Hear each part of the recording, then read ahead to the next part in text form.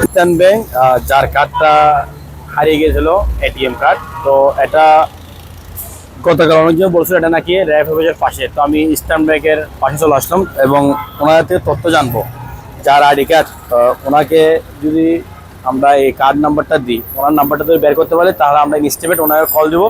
আর না হয় আমি ওনাকে এখানে এটিএম কার্ডটা এখানে রাখবো আমানতে। আর আপনাদের ভাই দীপন্ত চৌধুরী ভাই, আপনি যদি দেখতে থাকেন, আমি আমার আইডি কার্ডটা এখানে রাখতেছি আজকে।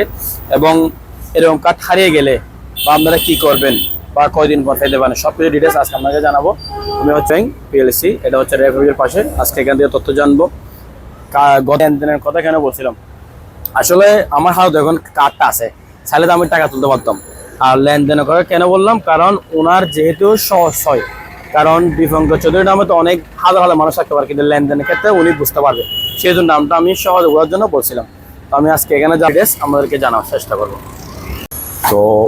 তো ভিউয়ার্স, আমরা হচ্ছে ইস্টার্ন ব্যাংকের পাশ থেকে নাম দিচ্ছি, র্যাবের পাশে। তো আমি যার কার্ডটা ছিল তার আমানতটা আমি এখানে পৌঁছে দিলাম এবং এখান থেকে তথ্য নিলাম। এখানে নাকি এরকম কার্ডটা যদি হারিয়ে যায় তাহলে আপনি যদি ব্লক করে দেন এদের বেঞ্চে এসে যেতে জায়গা আছে, তাহলে আপনার সমস্যা হবে না। আর ওনারা এখান থেকে কল দিবে, যে ভাই এটার কার্ড, কল দিয়ে ইনশাল্লাহ উনি আমানতটা পেয়ে যাবে। আর আমাদের এলাকার যুবল আঙ্কেল সব কিছু ফেলে আমাকে দেয়। আপনার আমানতটা আমি এখানে পৌঁছে দিয়েছি, ইনশাল্লাহ এরকম যদি অনেক কিছু পান আমাকে দিবেন, সমস্যা না, আমি চেষ্টা করবো ইনশাল্লাহ। যেহেতু আমার বাড়ি এখানে কাছে আছে, ব্যাংকও কাছে আছে, এটার ইস্টার্ন ব্যাংক। তো আমি এখানে এসে দিয়ে দিছি, ওনারা এখানে নাকি ওনাকে কল দিবে। তো এরকম যদি হারিয়ে যায় কোনো টেনশন করার কিছু নাই।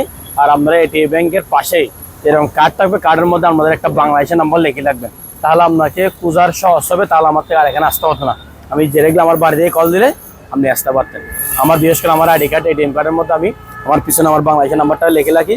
হারিয়ে গেলে ইনশাল্লাহ আমাদেরকে খোঁজার সহজ হবে, কারণ এটিএম কার্ডটা তো 5 বছরের টাকা তোলা যাবে না। ঠিক আছে ভাই, আমি আপনার আমারটা এখানে পৌঁছে দিয়েছি।